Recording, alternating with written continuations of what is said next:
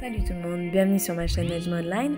Aujourd'hui je vous propose un nouveau look maquillage. C'est plutôt un look de soir, alors ça sera peut-être un petit peu chargé au niveau des yeux, mais après vous pouvez moduler en fonction de vos envies. Allez, c'est parti. Bonjour Kesper, je suis toute blanche. Bref, alors je vais commencer par les yeux. Je vais d'abord appliquer l'eyebrow de Benefit, donc comme d'habitude pour structurer un petit peu les sourcils, agrandir le regard.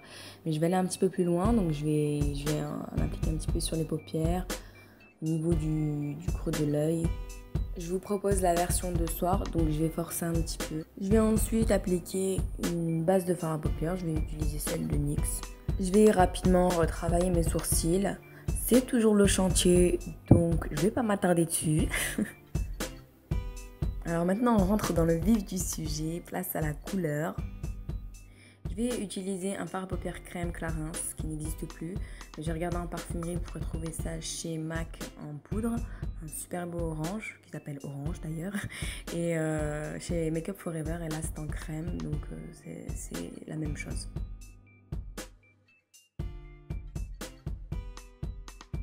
Je vais partir du coin externe de l'œil pour remonter au niveau du haut de la paupière. Je vais estomper pour arriver à peu près au milieu de la paupière.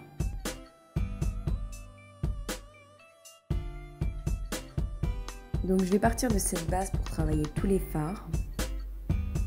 Et ce genre de couleur permet vraiment de creuser la paupière et aussi de donner bonne mine. Et là pour le coup j'en ai vraiment besoin. Je vais maintenant déposer des pigments MAC, donc la couleur beige or, sur ma paupière mobile pour illuminer mon regard. Donc c'est vraiment idéal pour un maquillage du soir ou de fête. C'est vraiment une couleur qui s'adapte à tous les styles. Ensuite, j'applique un fard marron au ras de cils inférieur.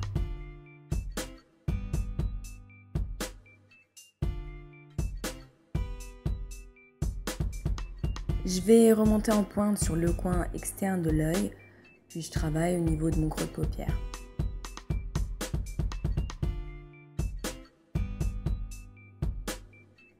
Je vais venir estomper légèrement en remontant sur le haut de la paupière pour faire fondre le fard marron au fard orange.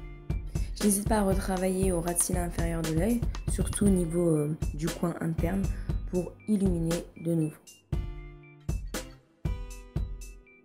Je vais maintenant travailler ma banane, donc je vais respecter la forme naturelle de mon regard et cette fois-ci je vais poser un fard prune irisé en partant du coin externe de l'œil. Et à ce moment-là, il faut suivre la ligne située au creux de la paupière et travailler la banane jusqu'au milieu de la paupière. Je vais aussi creuser légèrement au coin interne de mon œil pour donner un petit peu de relief. Je vais ensuite utiliser le pinceau estompeur Coastal Scents pour venir estomper tout ça. Ensuite, pour le trait d'eyeliner, le mieux c'est de partir sur un eyeliner en gel. Donc moi c'est ce que je vais faire, mais avec en mélangeant mon fard orange à mon fard marron déjà dans un premier temps. Donc il faut tracer le trait à la base des cils supérieurs. Donc on peut partir en déposant des petits pointillés ou en faisant des petits traits, c'est beaucoup plus facile de cette façon-là. Donc on va tracer le trait ou des petits traits en partant de l'intérieur vers l'extérieur. Et puis on trace sa pointe. Là moi je vais suivre la ligne naturelle de mon regard. Donc voilà comment on peut procéder avec un liner de type gel crème. Donc moi ensuite par-dessus je vais venir intensifier avec mon liner basique pour une tenue extrême puisque c'est un maquillage de soirée. Je vais ensuite nettoyer tous les résidus de poudre tombés sur les joues pour un résultat impeccable. Je vais ensuite passer au teint. Je vais d'abord appliquer ma base Hydra Veil Illamasqua. Comme fond de teint, je vais appliquer le Double Wear Light Estée Lauder que je vais mixer avec une crème teintée Taupe Crème. Je vais venir appliquer mon anti-cerne Estée Lauder Double Wear là encore pour cacher les cernes, mais aussi toutes les imperfections. Et je trouve d'ailleurs qu'on voit tout de suite la différence. On voit tout de suite que ça donne beaucoup de lumière et que les imperfections sont bien camouflées. Je vais vraiment prendre le temps de bien le travailler pour camoufler toutes les irrégularités et prendre le temps de bien éclairer la zone T. c'est terminé, j'estompe rapidement au niveau des gratte-ciels inférieurs des yeux. Et de nouveau, je travaille l'ensemble avec le Beauty Blender. Je vais terminer au pinceau pour bien diffuser et lisser la matière. Ensuite, je vais sculpter mon visage, donc je vais partir sur ma poudre Tony Extreme Double Wear Estée Lauder en teinte Spicy Sand, donc sable épicé 98.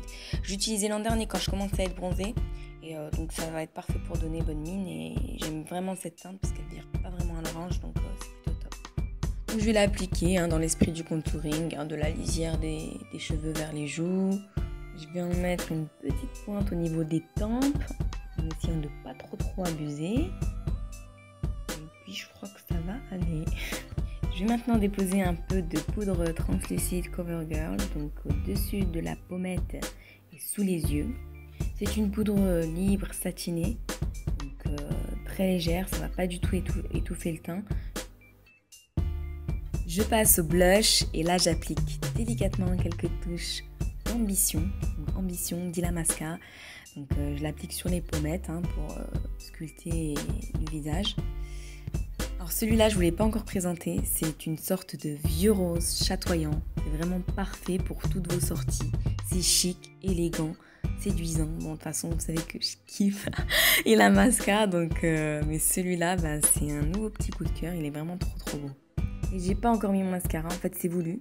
C'est parce que comme j'utilise la poudre translucide, ça part un peu dans tous les sens et c'est beaucoup mieux de l'appliquer après avoir posé les poudres. Ça donne un petit peu de matière et du coup le rendu du mascara sera beaucoup plus joli.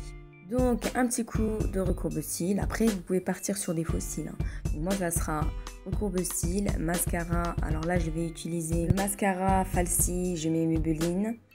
Donc là encore, ça c'est un très bon mascara de supermarché qui bosse bien. Donc au niveau des cils inférieurs, je vais déposer un mascara Maybelline encore une fois.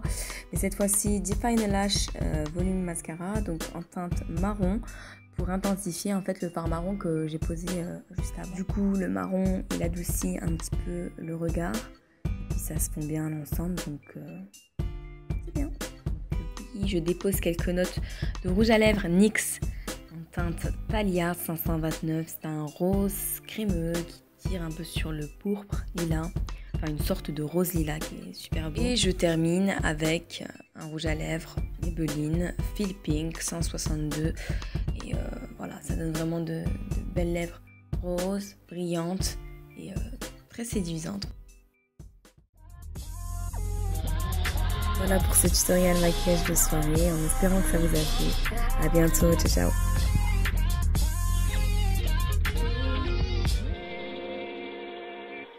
Say my name.